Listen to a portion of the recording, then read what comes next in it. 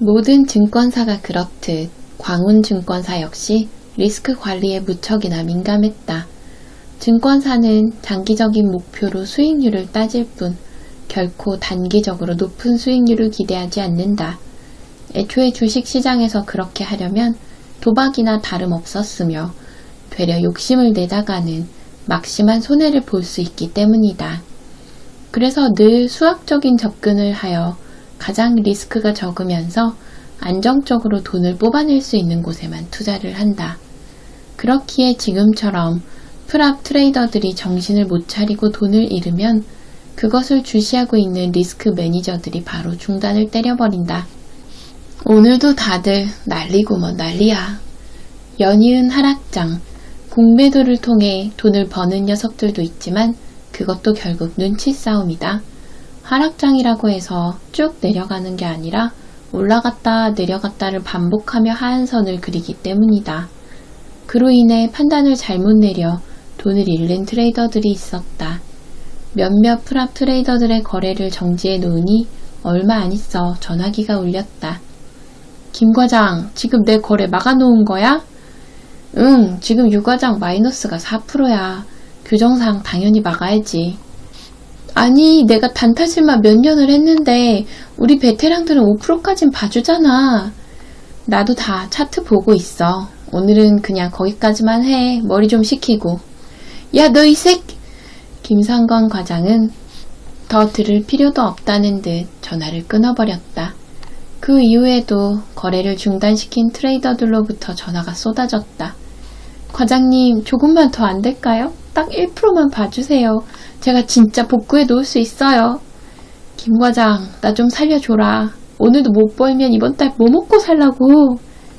마치 판돈이 떨어진 도박꾼들을 보는 느낌이랄까? 그들의 사정도 이해한다. 프랍 트레이더들은 프리랜서와 비슷한 입장이다. 회사와 개인으로 계약을 맺어 수익량의 일정 부분을 가져간다. 가끔 연봉 100억이 나오는 것도 바로 이 때문이다. 하지만 수익이 없다면? 혹은 마이너스가 나버리면? 그럼 잃은 만큼의 일정 부분을 다음 인센티브에서 차감시키는 구조였다. 증권사는 차갑다. 그리고 리스크 관리에는 더더욱 냉정하다. 이 사람이 지금 당장 3%를 잃었어도 좀 더 시간을 주면 수익을 낼 수도 있을 것이다. 하지만 통계적으로 봤을 때 보통은 더 잃는다. 이미 판단력이 흐려져 잘못된 거래를 하기 때문이다. 그래서 각 프랍 트레이더마다 설정되어 있는 하락률을 넘어버리면 바로 거래 중단을 시켜버리는 것이었다. 나도 어쩔 수 없어. 할 일은 해야지. 리스크 매니저가 제대로 감시를 하지 못해 더 많은 마이너스를 기록하게 되면 그건 김상건 과장에게도 피해가 온다. 업무 평가라는 쓰나미로 말이다. 그렇게 오늘도 본인의 할 일을 열심히 하고 있던 김 과장은 화면 한쪽에서 미친 듯이 울리는 알림에 눈을 크게 떴다. 이건 뭐야? 무려 50억을 가지고 리스크 관리 없이 한 종목에만 퍼붓는 미친놈이 있었다. 그것도 몇 초 단위로 사고팔고를 반복하는 것이 아닌가? 정신 나간 놈이 하나 있네? 단타를 치는 거? 괜찮다. 몇 초에 한 번씩 단타를 치는 것이 프랍 트레이더들이다. 그러나 자신이 가진 자본금 100%를 가지고 그것도 분산 투자가 아닌 한 종목에다 몰빵을 하여 단타를 치는 미친놈은 없다. 근데 이 사람, 저놈이 50억을 다 날려먹기 전에 김상건 과장은 거래 중지를 시키려고 했다. 하지만 그 미친 트레이더 이름에 멈칫거렸다. 정진호, 저번에 그 사람이잖아? 리스크 관리도 없이 딱 3개 종목에다 투자하여 유일하게 높은 수익률을 냈던 초짜 시니어 트레이더. 그땐 운이 좋아서 수익률을 냈다지만 또 그러지 말라고 경고를 하러 갔다가 박 팀장이 막아 세웠었다. 박 팀장은 자기가 왜 이러는지 궁금하면 너희 팀장한테 물어보라고 했었는데 다른 일을 하러 가느라 팀장한테 물어보는 걸 깜빡했었다. 정지 버튼을 누르려다 뭔가 쎄함을 느끼고는 김 과장은 팀장이 있는 쪽으로 다가갔다. 저 팀장님, 왜? 지금 누가 자본금 100%로 한 종목에다가 단타를 치고 있어서요. 그래? 상장주에 뛰어든 것 같은데 리스크 관리만 잘하면 되는 거 아닌가? 예, 그런데 리스크 관리는 하나도 하지 않고 50억을 통째로 넣었다 뺐다를 반복하고 있습니다. 그러자 리스크 관리팀 팀장 성일군은 책상을 탕 치며 소리쳤다. 그거 미친놈 아니야? 당장 중지 안 때리고 뭐해? 저도 그럴까 했었는데 그 사람이 이번에 들어온 신입이라고 해서요. 혹시 팀장님도 아세요? 뭐? 신입? 증권사에 주기적으로 들어오는 신입이 한둘이던가. 하지만 지금 저 대형 사고를 치고 있는 게 신입에다가 시니어 트레이더라면? 잔뜩 일그러져 있던 성 팀장의 얼굴이 차갑게 돌아왔다. 혹시 그 트레이더 이름이 정진호냐? 네, 맞습니다. 저번에도 리스크 관리 하나 없이 종목 3개를 사놓았길래 경고를 해주려고 갔었는데 박 팀장님이 안 그래도 된다고 막았었습니다. 정 궁금하면 팀장님한테 직접 물어보라고요. 김 과장은 팀장의 안색을 조심스럽게 살폈다. 뭔가 난감해하는 얼굴이다. 그냥 놔둬. 예? 50억을 가지고 그런 장난을 치고 있는데도요? 그래, 그게 너나 나한테 좋을 거다. 대체 이게 무슨 소리란 말인가? 평소 같았으면 당장 모니터도 다 뽑아오라고 난리를 치실 분이. 그 트레이더 위에서 꽂아준 놈이야. 아, 설마. 네가 생각하는 그거 맞아. 로열 패밀리. 그제서야 왜 박 팀장이 그런 말을 했는지 알 것 같았다.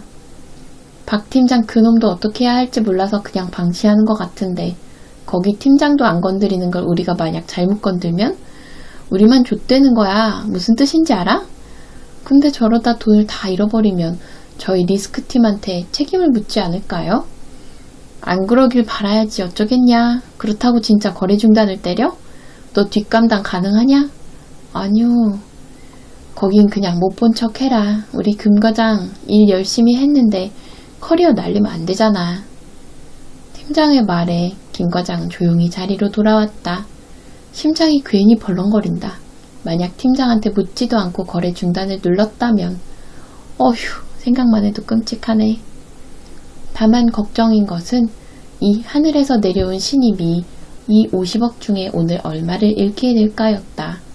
저 돈을 다 잃어버리고 나서 미리 거래 중단을 시키지 않은 리스크 관리팀 문제라고 몰아다 버리면 그것도 참 곤란한데. 걱정스러운 마음에 그쪽은 신경도 쓰지 않으려고 해도 자꾸만 정진호 거래창에 눈길이 갔다. 내가 뭘 잘못 보고 있나? 그런데 믿기지 않는 일이 벌어지고 있었다. 이거 수익률이 왜 이래? 저 정도로 무모한 투자를 계속하면 당연히 수익률이 마이너스여야 한다. 그런데 정진호의 자본금은 오히려 반대로 역행하고 있는 것이 아닌가? 매수와 매도를 반복할 때마다 정진호의 이익률은 계속해서 올라가기만 하고 있었다. 오후 1시. 아직 장이 끝나려면 몇 시간 더 남았지만 난 거기서 지지를 쳐버렸다. 더는 못하겠어서 손을 놨다는 것이다. 으아! 난 작게 신음을 흘렸다. 두 눈은 도저히 뜰 수 없을 정도로 당겨왔고 과부하가 걸린 엔진처럼 머리는 핑핑 돌아 진한 통증과 함께 어지러웠다. 이것도 역시 한계가 있구나. 오늘 같은 날은 처음이었다. 이렇게 연달아 능력을 사용하면서 손가락이 부서질 것처럼 마우스만 눌렀달까? 결국 이 능력도 과부하가 걸릴 수 있다는 걸 오늘 배웠다. 아직도 열심히 주가가 움직이는 것 같긴 한데 이놈도 내가 너무 빡세게 일을 시켰던 모양인지 하얗게 불태우고 나서는 더 이상 느낌이 오지 않았다. 거기다 화면만 보고 있어도 머리가 뱅글뱅글 도는 것 같아서 눈을 감아버렸다. 근데 수익률이 몇 프로더라? 매수 매도 버튼만 접신한 것처럼 광클했던 터라 정작 얼마를 벌었는지 혹은 얼마를 잃었는지 전혀 체크를 못했다. 그저 클릭만 해댔을 뿐. 이따가 확인하자. 지금은 핸드폰 화면 보는 것도 못할 것 같아 눈을 감고 의자에 기댄 채 휴식을 취했다. 회사는 어느 정도 규모가 커지면 안정화에 들어간다. 웬만한 일로는 쓰러질 일이 없다는 것이다. 하지만 증권사는 달랐다. 지금도 광운증권의 몇 배가 되는 해외 증권사가 리스크 관리를 잘못해서 한 방에다가 떨어지는 일이 심심하면 벌어지고 있지 않던가. 그 충격을 완화시키기 위해 우리나라는 이것저것 금융 규제를 두고 있긴 하다. 하지만 그렇다고 안심할 순 없다. 우리나라 증권사도 리스크 관리에서 실수를 범해 어마어마한 손실을 입은 적이 많다. 고려증권, 대한증권, 키코 사태 등등 몇몇 증권은 역사 속에 사라졌지만 지금까지 유지하고 있는 곳은 운 좋게 공적 자금이 투입되어 숨이 붙어 있었다. 그러나 증권은 투자자의 신뢰가 중요하기 때문에 그 명성을 잃은 곳은 두 번 다시 일어날 수가 없다. 뭔 놈의 서류가 이렇게 많아? 그냥 비서나 직원을 시켜서 대충 요약하라고 하면 되겠지만 그랬다가 그들이 정작 중요한 내용을 빠뜨려 대표 본인이 판단을 내릴 때 실수를 하게 된다면? 그런 치명적인 실수는 결코 일어나선 안 되기에 황대훈 대표는 아무리 긴 문서라도 절대 빠뜨리지 않고 읽었다. 곧 FMC 회의라 대비도 잘 해야 할 텐데 미국 통화정책 결정회의는 연 8회 열린다. 여기서 결정되는 사안이 나올 때마다 글로벌 금융시장에 큰 영향을 끼친다. 어째 대표가 되니까 더 바쁜 것 같네. 슬슬 어깨가 결리는 것이 좀 쉬어야 할 것 같다. 아참, 우리 진호는 어떻게 됐으려나? 어제 처음 프랍 트레이더가 돼서 그놈도 정신이 없었을 텐데 심지어 지금 계속 하락장이지 않은가? 분명 돈을 잃었을 테지. 보통 초짜 시니어한테는 자본금 10억만 주니까 그중 5% 정도 잃었으려나? 리스크 매니저가 있기 때문에 그 이상 잃기 전에 차단을 해버린다. 그럼 진호가 동안 잃었을 금액은 5천 정도? 뭐 그 정도는 딱히 아깝지 않다. 인생 수업을 시켰다고 생각하면 되니까. 그만큼 아끼는 녀석이었다. 그러니 과연 얼마를 잃었는지 볼까? 뭐야? 궁금증의 황 대표는 정진호의 자본금을 살펴보았다. 그런데 금액이 예상치를 초과했다. 왜 60억이야? 10억에서 무려 6배인 60억. 아무래도 이놈들이 정진호가 낙하산이라는 걸 고려해 자본금도 늘리고 심지어 리스크 매니저는 터치도 안 했던 모양이다. 아이고 두야. 진호는 영문도 모르고 하라는 대로 거래만 했을 텐데 이러면 대체 손실이 얼마나 났으련지. 이럴 줄 알았으면 진작 책임자들 싹 불러서 한번 말을 할 걸 그랬. 응? 잠깐만. 그런데 거래창을 자세히 들여다보니 뭔가 이상했다. 첫 자본금은 10억. 그 뒤에 수익률이 무려 10%. 그로 인해 팀장 권한으로 자본 비율을 높여 40억을 더해 주었다. 그렇게 오늘 수익률 20%?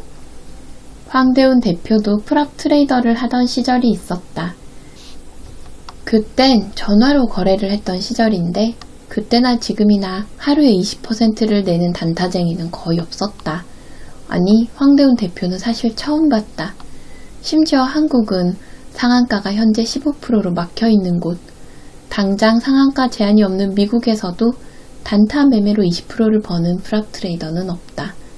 거기나 여기나 리스크 관리를 철저히 하기 때문에 무리한 투자를 하지 않는 것도 있고 무엇보다 하루에 20% 수익은 거의 신의 영역이었던 까닭이다. 그런데 정진우. 이 미친 녀석이 한 종목에다만 거래를 계속해서 진행해 20%라는 말도 안 되는 수치를 만들어냈다. 그것도 자기가 가진 자본금 50억을 전부 투입해서 말이다. 이거 전산오류네.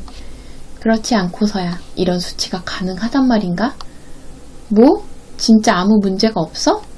정말이야? 하지만 전산팀에 전화를 걸어 몇 번을 확인해봐도 달라지는 건 없었다. 그 막내 길드원 녀석이 오늘 광운증권에 길이 남을 역사를 쓴 것이었다. 그냥 길드원들에게 웃음을 주고 분위기 메이커에 싹싹하고 착한 녀석이 취업을 하러 나간다기에 선의를 베풀었다. 시니어 트레이더가 되었을 때도 돈을 좀 까먹어도 따뜻하게 위로를 해주며 길드장의 위엄을 보여주려고 했다. 그런데 시니어를 단지 이틀 만에 하루 수익률 20%라는 최고 기록을 세웠다. 단지 운이 좋아서? 아니, 이건 운이 좋다고 해서 될 일이 아니다. 거래량만 봐도 알 수 있다.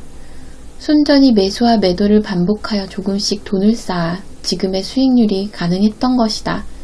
심지어 녀석은 1시부터 갑자기 매수를 멈췄는데 그때부터 주식이 완전히 나락을 가버렸다. 알고 있었던 거야. 언제 오르고 또 언제 내려갈지를. 하지만 이게 가능한 일이라고? 정말로? 넋을 잃은 채로 화면을 바라보던 황 대표는 퍼뜩 정신을 차렸다. 이럴 때가 아니지. 그는 얼른 수화기부터 들었다. 장비서, 우리 정진우 시니어 트레이더와 관련된 책임자들 싹 다 대표실로 올라오라고 해.